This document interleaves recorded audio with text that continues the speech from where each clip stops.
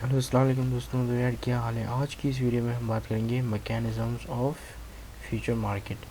ठीक है, ये बेसिकली हमारा चैप्टर 2 है और इस चैप्टर में हम सिर्फ फ्यूचर मार्केट के बारे में हमारा जो डिस्कशन रहेगा वो थ्रू आउट द वीडियो वो पूरा फ्यूचर मार्केट के बारे में हम डिस्कस करेंगे। ठीक है, तो सबसे पहले हम जानते हैं कि फ्यूचर कॉन्ट्रैक्ट में जो है वो ट्रेड किस तरह ली जाती है या किस तरह होती थी पहले ओल्ड एरा में, यानी कि ट्रेडिशनल वे में। ठीक है, तो यहाँ पर आपको यहाँ पे नज़र आ रहा है कि एक ट्रेडर है जो कि न्यूयॉर्क में है। ठीक है, अब उसे लगता है कि जो कॉर्न्स हैं, कॉर्न्स कहते हैं मतलब मकाई को। ठीक है, तो उसको लगता है कि कॉर्न्स जो है उनकी प्राइस जो है वो मतलब बढ़ जाएगी। ठीक है, तो इसलिए वो कह रहा था कि मतलब ये सोच रहा था कि मैं क्यों ना कॉर्न्स के फीचर्स ले लूँ और जब प्राइस बढ़ जाए तो मैं उन फीचर से फ़ायदा उठाऊँ। ठीक है, यानी कि प्राइस बढ़ने के बाद मैं कॉर्न्स को जो एक प्री डिटर्मिनेट प्राइस पे परचेज़ करूँ फ्यूचर के ज़रिए और फिर उस कॉर्न को सेल कर दूँ। ठीक है, सो उसने अपने ब्रोकर को मैसेज दिया है, hey broker, I want to buy future for 5000 bushels of corn। 5000 bushels of corns उसको जो है वो परचेज करने। ठीक है, फॉर द डिलीवरी इन सितंबर। ठीक है, यानी कि जिनकी जो डिलीवरी है वो सितंबर को होगी, यानी कि कॉर्न्स की डिलीवरी सितंबर को होगी और ये वही मतलब ये वही तारीख रहेगी जिस पे आपका जो फ्यूचर है वो मेच्योर हो जाएगा। ठीक है, यानी कि आपका फीचर जो है मतलब उसकी जो टाइम पीरियड है वो ख़त्म हो जाएगा और उसके बाद अब ये फीचर जो है वो यूटिलाइज होने जाएगा, यानी कि एक्सरसाइज होने के लिए जाएगा। ठीक है, अब याद रखें फ्यूचर्स में ये होता है कि दोनों पार्टी ऑब्लिगेटेड होती है एक इवेंट को फुलफ़िल करने के लिए। ठीक है, जिस तरह जिस तरह हमने पढ़ा था कि पुट या कॉल ऑप्शन में जो है वो एक पार्टी के पास राइट होता है कि वो उसको एक्सरसाइज कराए या ना कराए और दूसरी पार्टी ऑब्लिगेटेड होती है उसको कंपनसेट करने में। ठीक है, तो यहाँ पर दोनों पार्टी ऑब्लिगेटेड होती हैं।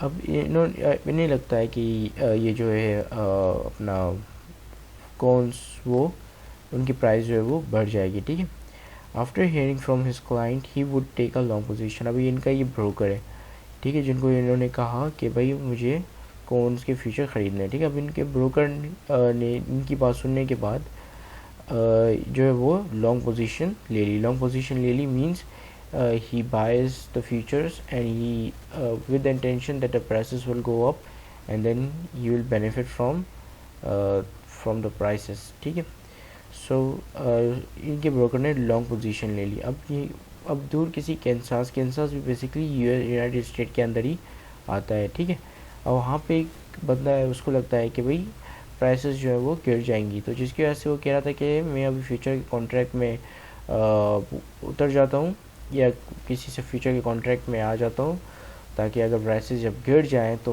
और इस बंदे के पास जो है हो सकता है कि मकाई हो। ठीक है, तो ये सोच रहा था कि अगर जब प्राइसेस गिर जाएंगी तो मैं अपनी मकाई को अपने कॉर्न को उतनी प्राइस में सेल करूँगा जितने में आज की प्राइस बिक रही है। ठीक है, यानी कि मुझे उतनी ही प्राइसेस मिलेंगी जितनी प्राइसेस आज हैं। ठीक है, या कोई भी प्री डिटर्मिनेट प्राइसेस हैं। ठीक है, तो ये क्या करेगा, ये अपने ब्रोकर को कॉल करेगा और कहेगा कि मुझे जो है वो शॉर्ट सेल करनी है 5000 बुशल ऑफ कॉर्न्स की। ठीक है, कॉर्न्स जो है हम लोग बुशल्स में काउंट करते हैं। ठीक है, बुशल्स ऑफ कॉर्न की मुझे शॉर्ट सेलिंग करनी है। ठीक है, अब उनके ब्रोकर जो है वो एक शॉर्ट पोजीशन ले लेगा। ठीक है, शॉर्ट पोजीशंस मीन कि अब वो जो है वो फ्यूचर पे बैट लगा रहा है कि फ्यूचर मतलब कॉर्न्स की सितंबर कॉर्न्स 5000 बुशल की फ्यूचर पे बैट लगा रहा है कि इसकी प्राइस जो है वो गिर जाएगी। ठीक है, अब ये इसने बैट कैसे लगाई कि ये इसने इनके ब्रोकर ने जो है वो इनका जो कैंसास का जो बंदा है उसके ब्रोकर ने जो न्यूयॉर्क का जो बंदा है उसके ब्रोकर से मिलकर ये लोगों ने प्राइसेस वगैरह हर चीज़ सेट कर ली। ठीक है, और इस सिस्टम को हम कहते हैं ओपन आउटक्राई सिस्टम। ठीक है, जो कि ट्रेडिशनल तरीका है काम करने का। ठीक है, तो इसने जो है इनके साथ मिलकर पूरा सौदा वगैरह कर लिया, प्राइसेस वगैरह तय कर ली। ठीक है, और कहा कि भाई हम दोनों फ्यूचर कॉन्ट्रैक्ट में उतर रहे हैं। ठीक है, और फ्यूचर कॉन्ट्रैक्ट में उतरने के लिए कोई प्राइसेस वगैरह नहीं चाहिए होती हैं। ठीक है, तो ये दोनों फ्यूचर कॉन्ट्रैक्ट में उतर गए और अब ये जो शॉर्ट पोजीशन जिसने ली हुई है वो यही एक्सपेक्ट कर रहा है कि प्राइसेस जो है वो फॉल कर जाएं। ठीक है, और जो अगर प्राइसेस फॉल कर जाएंगी तो ये भी ऑब्लिगेटेड है कि इनसे जो है वो उतने ही प्राइस में ख़रीदेगा जितनी प्राइस पे तय हुई है। ठीक है, तो ये था हमारा how future contract are being traded in the old era. अब हम देखते हैं कि मॉडर्न इलेक्ट्रिक सिस्टम में किस तरह ये फीचर्स ट्रेड होते हैं। ठीक है, no need to meet physically. सबसे पहली बात कि फिजिकल मीटिंग की ज़रूरत नहीं है। वहाँ पे आउटक्राई सिस्टम में क्या था कि दो ब्रोकर्स फिजिकली मीट करते थे और उसके बाद वो प्राइस वगैरह सब सेट करते थे। ठीक है, तो यहाँ पर क्या होता है कि यहाँ पर एक साइड पे जो बंदा कैंसास में है और जो दूसरा बंदा न्यूयॉर्क में है वो इजीली इलेक्ट्रॉनिकली अपनी ट्रेड जो है वो प्लेस कर सकते हैं। ठीक है, और उनके ब्रोकर को जो है फिजिकली मीट करने की ज़रूरत नहीं पड़ेगी। Trading can be done by the computer. ठीक है, कंप्यूटर के ज़रिए वो लोग ट्रेड ले सकते हैं। ठीक है, शॉर्ट और लॉन्ग पोजीशन अक्वायर कर सकते हैं। ठीक है, the trader takes the short at the long position without instructing their broker about it. ठीक है, अब ब्रोकर को सारा सिस्टम जो है इलेक्ट्रॉनिक में क्या होता है ऑटोमाइजेशन पे चला जाता है। ठीक है, तो ब्रोकर को ये उन लोगों को स्पेशली कॉल करने की ज़रूरत नहीं पड़ती कि भाई हम कॉल करके अपने ब्रोकर को बताएं कि भाई हमें शॉर्ट पोजीशन या लॉन्ग पोजीशन चाहिए। वो जस्ट शॉर्ट या लॉन्ग पोजीशन ले लेते हैं। अब जिसमें कैंसास में बैठा हुआ हूँ और मुझे शॉर्ट पोजीशन लेनी है तो मैं डायरेक्ट जो है वो इलेक्ट्रॉनिक सिस्टम के ज़रिए शॉर्ट पोजीशन ले लूँगा। ठीक है, अब ज़रूर मुझे ये भी पता नहीं होगा कि जिसको मैंने डिलीवरी करनी है गुड्स की वो कौन है। ठीक है, तो बेसिकली यहाँ पे क्या होता है कि यहाँ पे हमारे पास एक बीच में एक्सचेंज होता है। ठीक है, जिसको हम कहते हैं क्लियरिंग हाउस। वो क्लियरिंग हाउस जो है उसको मैं वो बताता है मुझे कि कौन सा गुड क्वालिटी में कहाँ पर डिलीवर करना है। ठीक है, और वो जिस कॉन्ट्रैक्ट में मैं उतरता हूँ वो कॉन्ट्रैक्ट पे ये तमाम चीज़ें लिखी हुई होती हैं। ठीक है, तो और बेसिकली मुझे उस जगह पे पहुंचाना होता है। फिर वो डिसाइड करता है कि इसके मतलब जो जिसके पास भी लॉन्ग पोजीशन है उसको ये गुड किस तरह मिलेंगे। ठीक है, या तो फिर वो जो मैं डिलीवर कर रहा हूँ वो मैं जो डिलीवर कर रहा हूँ वो उसके पास जाएंगे या कोई और जो डिलीवर कर रहा है वो उसके पास जाएगा। ठीक है, तो ये तमाम मतलब लोग जो हैं वो इस तरह करके इजीली शॉर्ट या लॉन्ग पोजीशन इलेक्ट्रॉनिकली ले लेते हैं। ठीक है, अभी the price is set by the law of supply and demand. अब पहले क्या था कि दो ब्रोकर जो मीट करते थे एक आउटक्राई सिस्टम पे और फिर वो प्राइसेस वगैरह चीज़ सेट करते थे। ठीक है, यहाँ पर क्या है कि लॉ ऑफ डिमांड और सप्लाई जो है वो प्राइसेस तय कर रही होती हैं। ठीक है, इनको मार्केट फोर्सेस कहा जाता है और ये इस तरह सेट कर रही होती हैं कि जब से अगर सप्लायर्स मार्केट के अंदर ज़्यादा होते हैं तो उसका मतलब प्राइसेस ऊपर जाती हैं।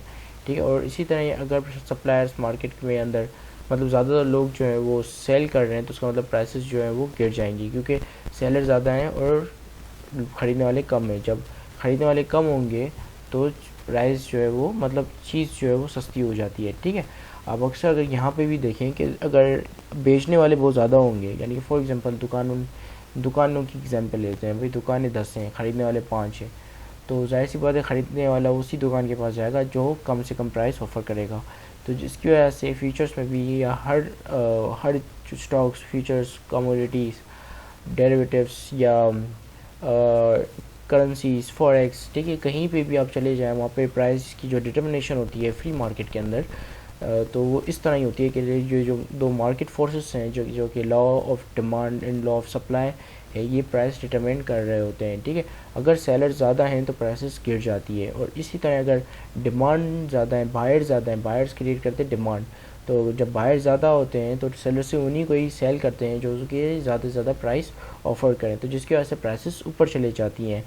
ठीक है, अब इसी जगह पे मैं एक और चीज़ ये ऐड करना चाहूँगा कि फ्यूचर मार्केट में अमूमन ये होता है कि जब प्राइसेस गिरना शुरू होती हैं तो नए लोग भी इंटर हो जाते हैं मार्केट के अंदर तो जिसकी वजह से फिर वो डिमांड जो है वो फिर से बैलेंस और इक्विलिब्रियम पे चले जाती है। ठीक है, so I think we have already discuss this last point. ठीक है, तो अब हम चले आते हैं हमारी क्लोजिंग आउट द पोजीशन। ठीक है, अब देखिए नॉर्मल लोग जो है वो डिलीवरी तक बात जाती ही नहीं है। ठीक है, जो भी फ्यूचर में डीलिंग होती है तो डिलीवरी तक बात नहीं जाती, वो उससे पहले ही अपनी पोजीशन क्लोज आउट कर लेते हैं। ठीक है, most of the time future contract do not lead to the delivery of the underlined asset because the trader close out the position before the time of the delivery. Close out means taking opposite side of the trade. ठीक है, अब यानी कि जो बंदा long position में inter हुआ होता है पहले, वो क्या करता है, एक शॉर्ट पोजीशन ले लेता है, ठीक है। और जो बंदा शॉर्ट पोजीशन में इंटर किया हुआ होता है, वो बंदा जो है वो लॉन्ग पोजीशन एक्वायर कर लेता है, जिससे क्या होता है कि उनकी जो पोजीशन है वो आपस में ही कट जाती हैं, ठीक है। और इसी तरह ही उनकी जो ट्रेड है वो डिलीवरी तक, उनकी बात जो है वो डिलीवरी तक जाती ही नहीं है, ठीक है। और यहाँ पे डिलीवरी इतनी अनयूजुअल होती है फ्यूचर मार्केट में कि उन लोग, वो जो ट्रेडर्स हैं वो बाज़ दफ़ा भूल ही जाते हैं कि किस तरह डिलीवरी का प्रोसेस काम करेगा, ठीक है। तो यहाँ पर हमारे पास एक एग्जांपल है। अब जो ट्रेडर था न्यूयॉर्क में, समझिए कि उसने जो है वो जिसने लॉन्ग पोजीशन ली हुई थी, ठीक है, इस बंदे ने जो है वो लॉन्ग पोजीशन ली हुई थी, ठीक है। तो उसने क्या किया कि एक शॉर्ट पोजीशन भी ले ली, ठीक है। सितंबर का कॉर्न का फीचर था, सितंबर कॉर्न 500 बुशल वाला, तो उसने जो है वो एक शॉर्ट पोजीशन ले ली थी, और उस शॉर्ट पोजीशन की वजह से उसकी जो लॉन्ग पोजीशन थी वो क्लोज आउट हो गई, ठीक है। अब कैसे हुई देखिए, शॉर्ट पोजीशन में क्या था कि उनको जो है वो परचेस करके लॉन्ग पोजीशन वालों को देना था, ठीक है। तो इसने क्या किया, ये इसके पास लॉन्ग पोजीशन भी थी, ठीक है। तो ये शॉर्ट पोजीशन यानी कि खुद ही अपने आप को उसने परचेस करके दे दिया, ठीक है। और ये चीज़ उसको एक्सचेंज को डिस्क्लोज करने की ज़रूरत नहीं पड़ी, तो जिसकी वजह से इसकी जो लॉन्ग पोजीशन है वो क्लोज हो गई, ठीक है। अब इसी तरह ही इसने जो है वो शॉर्ट पोजीशन ली हुई थी कैंसास वाले ने, अब ठीक है। अब इसको लगता है कि भाई इसने प्रॉफिट इनफ कमा लिया है, अब इसको जो है वो ख़रीदने की ज़रूरत नहीं है, मतलब ख़रीद के देने की ज़रूरत नहीं है, क्योंकि यहाँ पे क्या होता है, दोनों के पास मार्जिन अकाउंट्स होते हैं, ठीक है। अब मार्जिन अकाउंट में ये होता है कि डेली सेटलमेंट्स होती हैं, ठीक है। यानी कि अगर फ्यूचर की प्राइस जो है वो 1 रुपये में आप या समझे 50 रुपये से बढ़ गई, तो 50 रुपये इसकी मार्जिन अकाउंट में से माइनस होंगे और इसके मार्जिन अकाउंट में, यानी कि या जो इसका जो अकाउंट है उसमें चले जाएंगे, ठीक है। इसी तरह ही अगर फ्यूचर की प्राइस कम हो गई 50 रुपये से, तो 50 रुपये इसके अकाउंट में से माइनस होंगे और फिर ये पूरे चले जाएंगे 50 रुपये इनके अकाउंट में, ठीक है। तो जिसकी वजह से यहाँ पर डेली सेटलमेंट्स होती हैं और वो लोग प्रॉफिट कमाते हैं अपनी प्राइस की मूवमेंट से, ठीक है। To can opposite side of the trade and buys first September contracts on September 5, ठीक है। इसने जुलाई 20 में अपनी पोजीशन क्लोज की और उसने अगस्त 5 में अपनी पोजीशन क्लोज की, ठीक है। Now how they get profit और loss, they get the profit gain और loss by the fluctuation in the prices between June और अगस्त and when the contract is close out, ठीक है। जब कॉन्ट्रैक्ट जो उन्होंने क्लोज किया तब उनके पास पता चला कि भाई कितना गेन और कितना लॉस हुआ है, ठीक है। अब हम बात करेंगे requirements to make a future contract, क्या क्या रिक्वायरमेंट्स होती है एक फ्यूचर कॉन्ट्रैक्ट को बनाने के लिए, ठीक है। The exchange specify what would be the exact nature of the agreement, ठीक है। एक्सचेंज स्पेसिफाई करता है कि एग्रीमेंट की एग्जैक्ट नेचर क्या होगी, कि कितनी बुशल्स होंगे, कितना सामान देना पड़ेगा, ठीक है। और ये जो कॉन्ट्रैक्ट होगा वो किस मंथ में जो एक्सरसाइज होगा, ठीक है, या किस मंथ में एक्सरसाइज किया जाएगा, किस मंथ तक डिलीवरी होगी, ठीक है, कितने दिन में होगी, ये तमाम चीज़ें वो स्पेसिफाई करता है, ठीक है। अब इसमें ये भी चीज़ आ जाती है कि नेचर, मतलब कि कितनी अमाउंट होगी, ठीक है, किस अमाउंट पे जो है वो डिलीवरी की जाएगी, ठीक है। अब इसमें कितना एसेट प्रोवाइड किया जाएगा, ठीक है, उस एसेट की क्वालिटी क्या होगी, ये भी चीज़ें स्पेसिफाई करता है, ठीक है। और कॉन्ट्रैक्ट साइज़ कितना होगा, अगर ये कॉन्ट्रैक्ट जो है फ्यूचर का, तो कॉन्ट्रैक्ट साइज़ से मुराद कि उसके अंदर जो अंडरलाइंड एसेट है उसकी क्या वैल्यू होगी, या कि उसकी कितनी अमाउंट होगी, या कितनी क्वांटिटी सप्लाई की जाएगी या प्रोवाइड की जाएगी at the time of exercise या at the time of delivery, ठीक है। और डिलीवरी की क्या लोकेशन होगी, ठीक है, लोकेशन के बारे में भी लिखा हुआ होता है, ठीक है। Location of the delivery and date of the delivery, ठीक है, डेट भी होती है, ठीक है, डिलीवरी के। If the short position holder fail to provide the grade quality, अगर वो फेल हो जाता है क्वालिटी या ग्रेड प्रोवाइड करने पर, जो ग्रेड या क्वालिटी लिखा हुआ है उस पर of the asset that written in the contract, then he may go to the alternative which are specified or given by the exchange clearing houses, ठीक है। तो उसके पास ये अल्टरनेटिव होते हैं कि वो जो है वो उसकी प्राइस जो है वो एडजस्ट कर ले अकॉर्डिंगली, ठीक है। Notice of intention to delivery with the exchange, ठीक है। उसके अलावा उनको जो है जब अगर वो डिलीवरी कर रहे होते हैं, जो शॉर्ट पोजीशन होल्डर होते हैं, मतलब जिन्होंने शॉर्ट पोजीशन ली हुई होती है, उनको पहले नोटिस इशू करना पड़ता है कि हमारी जो इंटेंशन है कि हम डिलीवरी करेंगे, ठीक है। तो फिर एक्सचेंज उनको ये तमाम लोकेशन वगैरह हर चीज़ पूरी डिटेल प्रोवाइड कर देता है कि उनको कहाँ डिलीवरी करनी है और कौन उनकी डिलीवरी पिक करेगा, ठीक है। उनके पास अल्टरनेटिव भी होते हैं, अल्टरनेटिव स्पॉट्स भी होते हैं कि वहाँ पर जाके वो डिलीवरी कर सकते हैं, लेकिन अगेन फिर उनके पास जो है फिर कॉस्ट का इशू आ जाता है, ठीक है। अगर एक्सचेंज या क्लियरिंग हाउस को जो है वो कन्वीनियंस या फिजिबल लग रहा है तो वो जो है वो कम, क्योंकि ट्रांसपोर्टेशन कॉस्ट आती है ना डिलीवरी करने वक्त, तो जिसकी वजह से अगर उनको ट्रांसपोर्टेशन कॉस्ट ज़्यादा लग रही है तो दे will charge more cost from you, ठीक है। अगर ट्रांसपोर्टेशन कॉस्ट उनको कलेक्टिंग करने में कम लग रही है या जो दूसरी पार्टी है उनको कलेक्टिंग में करने में कम लग रही है तो then they will charge less, ठीक है। तो ये तमाम चीज़ें यहाँ पे रिक्वायर्ड होती हैं, ठीक है। अब हम बात करते हैं क्वालिटी का प्रोसेस किस तरह वर्क करता है। दे can be a range of grades, यहाँ पे क्वालिटी को हम कह रहे हैं ग्रेड्स, ठीक है। Because when the underline asset are commodity they can be a high variation in the quality of asset that is available in the market at the particular time, ठीक है। अब यहाँ पर जाहिर सी बात है, जब उस वक्त जिस वक्त जो कॉन्ट्रैक्ट बना था उस वक्त मार्केट के अंदर क्वालिटी जो है गुड्स की या कमोडिटी की डिफरेंट थी, और अब जो है फ्यूचर में वो डिफरेंट हो गई है। तो उनके पास जो है अल्टरनेटिव कुछ इस तरह अवेलेबल होते हैं कि उनके पास 3 तरह की क्वालिटीज़ में से वो चूज़ कर सकते हैं, ठीक है। द बेस्ट क्वालिटी, ठीक है, अगर बेस्ट क्वालिटी अगर उनको प्रोवाइड करेंगे तो 1.8 सेंट्स पर बुशल वो लोग बायर से ले सकते हैं, ठीक है। अगर वो एवरेज क्वालिटी को प्रोवाइड करेंगे, फॉर एग्जांपल यहाँ पे लिखा है कि let suppose that the contract specify for the average quality of 1.5 cent per bushel, this is alternative choice. This is what alternative choice a short position holder has with the price being adjusted, ठीक है।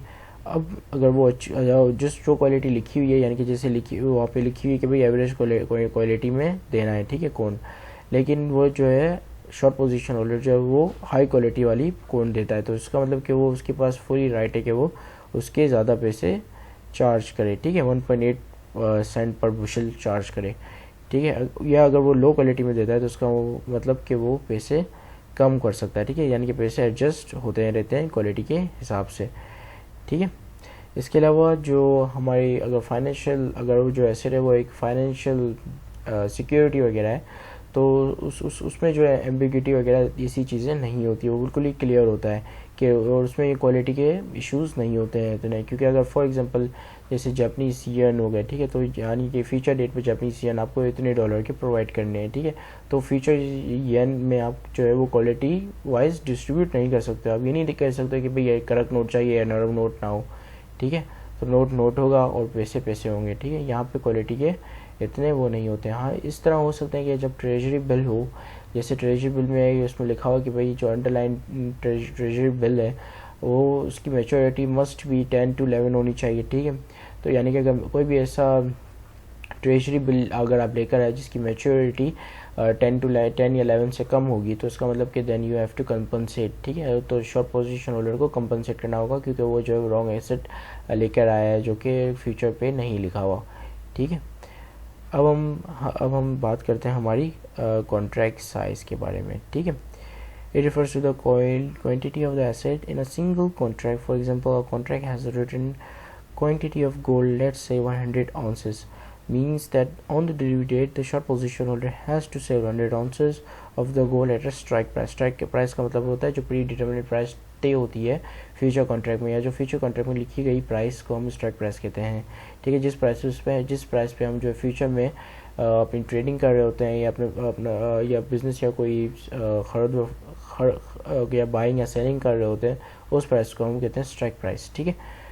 तो एक तो होती है future price यानी या market price, जो मतलब उस वक्त की मार्केट प्राइस होती है कि भाई फ्यूचर जो है वो समझे उसकी जो डिलीवरी है, फ्यूचर में गोल्ड है, गोल्ड की डिलीवरी जो है वो जुलाई में आनी है, और फिर आप जो है वो जनवरी में हो और फिर जुलाई आ जाता है, तो जुलाई में उस वक्त जो मार्केट वैल्यू होगी गोल्ड की तो वो प्राइस नहीं है, उस प्राइस पे आप परचेजिंग नहीं करेंगे, ठीक है।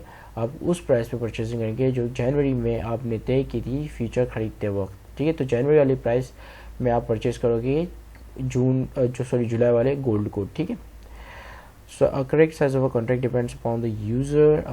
In a few cases the exchange also introduce mini contracts. ठीक है, अब जाहिर सी बात है ये कॉन्ट्रैक्ट्स जो है काफ़ी बड़े होते हैं, इनकी कॉन्ट्रैक्ट साइज़ भी काफ़ी बड़ी होती है और कुछ लोगों को इतना ज़्यादा सामान नहीं चाहिए होता है, या कुछ लोगों को जो है वो इतनी ज़्यादा हैवीली कम्युनिटी में इन्वेस्टमेंट नहीं करनी होती है। तो जिसकी वजह से एक्सचेंज ने एक मिनी कॉन्ट्रैक्ट का भी मतलब ये भी इनिशिएटिव लिया है और ये भी चीज़ इंट्रोड्यूस करवाई है। ठीक है,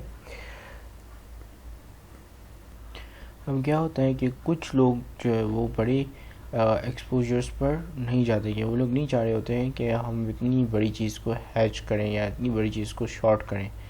ठीक है, तो उनको जो है वो इतना बड़ा रिस्क का एक्सपोजर नहीं चाहिए होता है, क्योंकि उनकी कॉन्ट्रैक्ट साइज़ जो है वो काफ़ी बड़ी होती है फ्यूचर की। ठीक है, तो और कुछ ऐसे मतलब स्पेकुलेटर्स होते हैं जो जिनके पास इतना मतलब ज़्यादा फंड नहीं होता कि वो जो है वो इतनी मतलब बड़ी कॉन्ट्रैक्ट साइज़ वाली फ्यूचर में इन्वेस्टमेंट करें। ठीक है, और प्राइस मूवमेंट के ऊपर जो है वो पूरे, क्योंकि वो प्रॉफिट कम स्पेकुलेटर्स इसीलिए ही होते हैं ताकि प्राइस की मूवमेंट से पैसे कमाएं। ठीक है, तो वो ज़्यादा से ज़्यादा पैसे कमा सकते हैं कॉन्ट्रैक्ट साइज़ की बड़े कॉन्ट्रैक्ट साइज़ को होने से। ठीक है, लेकिन ज़्यादा से ज़्यादा पैसा लूज़ भी कर सकते हैं। ठीक है, इसके अलावा क्योंकि डिलीवरी के अंदर ट्रांसपोर्टेशन कॉस्ट आती है, क्योंकि आप अगर एक्सचेंज आपको कहता है कि आपको यहाँ नहीं यहाँ डिलीवरी करनी है, सो अगर आपके पास कॉन्ट्रैक्ट साइज इतना बड़ा होगा कि आपको प्रॉब्लम हो सकती है कि आप इतना सारा गुड जो है वो ट्रांसपोर्ट करके लेकर आओ। ठीक है, तो इसी वजह से जो है यहाँ मिनी कॉन्ट्रैक्ट्स इंट्रोड्यूस हुए, जिसकी जो contract size of the contract वो काफ़ी स्मॉल होता है। ठीक है, इसकी वजह से हम उनको मिनी कॉन्ट्रैक्ट कहते हैं। अब हम बात करेंगे डिलीवरी अरेंजमेंट्स की, डिलीवरीज किस तरह अरेंज होती हैं। ठीक है, the place of the delivery is determined by the exchange.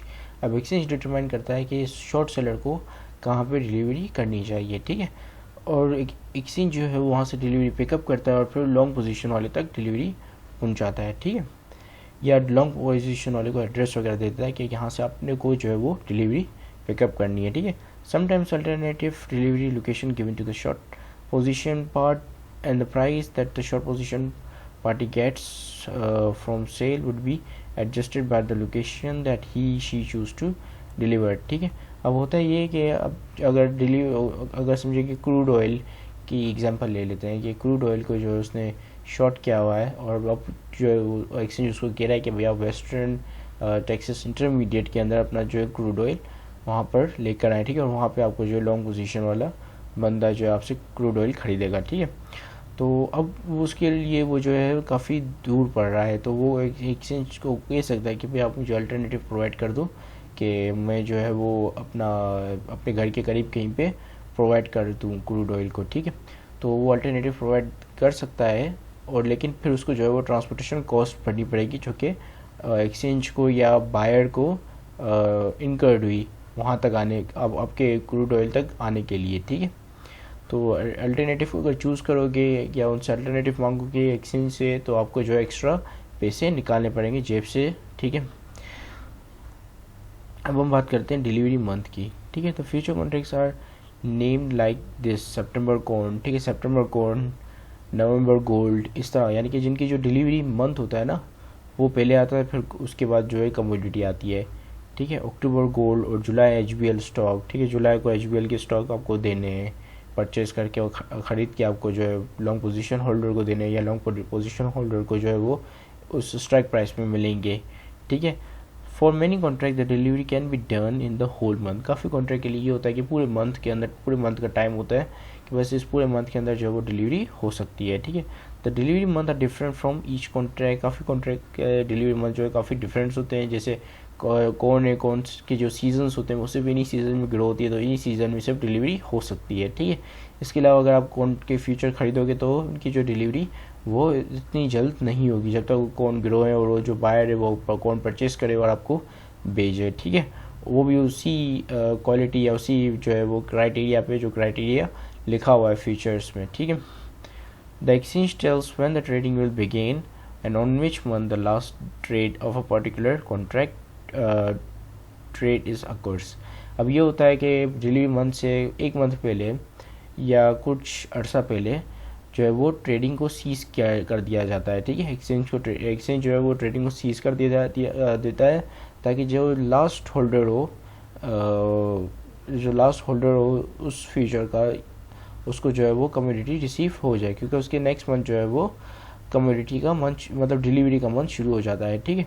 तो अगर डिलीवरी के मंथ के अंदर अगर ट्रेडिंग हो रही होगी तो कैसे पता चलेगा कि किसको पहुंचाना है गुड, ठीक है।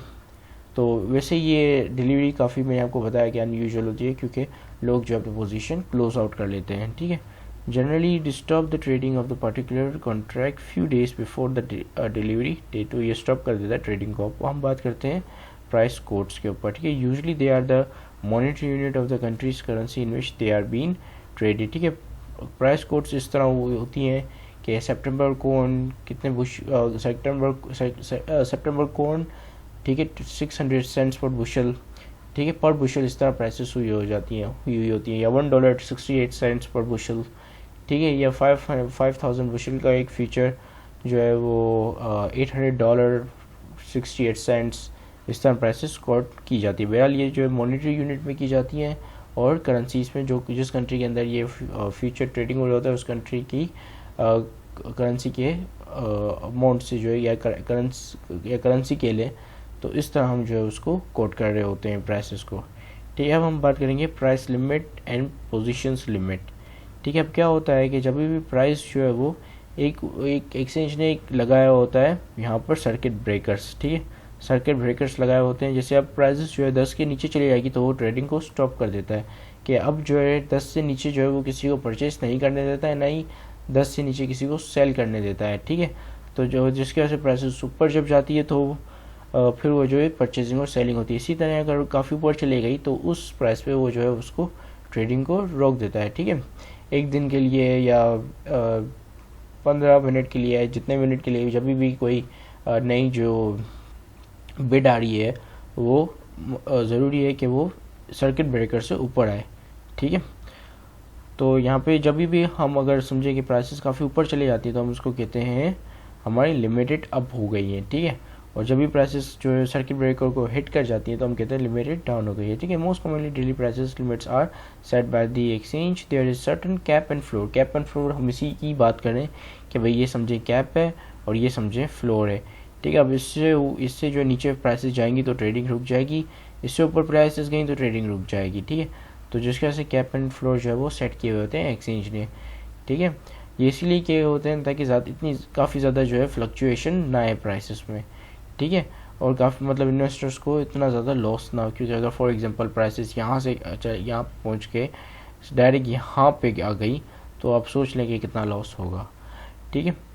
सो cap and floor in the prices, if those prices hit the floor it's said to be limited down, means the trading in the price lower than the limit, the exchange will not let you take the trade when there is a limited up, ठीक है। Limit up हो गई तभी भी exchange trade नहीं लेने देगा, limit down हो गई तभी भी एक्सचेंज ट्रेड नहीं लेने देगा आपको, ठीक है। The exchange can change this limit. अब ये लिमिट ज़रूरी नहीं है कि भाई एक दफ़ा लगा ली तो बस अब पूरी ज़िंदगी यही चलेंगी, एक्सचेंज जो है लिमिट को चेंज भी कर सकता है। फॉर एग्जांपल अपर लिमिट ये हटाकर ये रख दे, ठीक है, या सर्किट ब्रेकर जो है ये हटाकर ये रख दे, ठीक है। तो एक्सचेंज जो है, एक्सचेंज के पास पूरा राइट है कि इनको इनमें जो है अमेंडमेंट्स कर सकता है, ठीक है, इनको इनमें चेंजेस ले आ सकता है, ठीक है। तो इसी के साथ ये वीडियो खत्म होती है। Thank you very much for watching this video, have a great day and अल्लाह हाफिज़।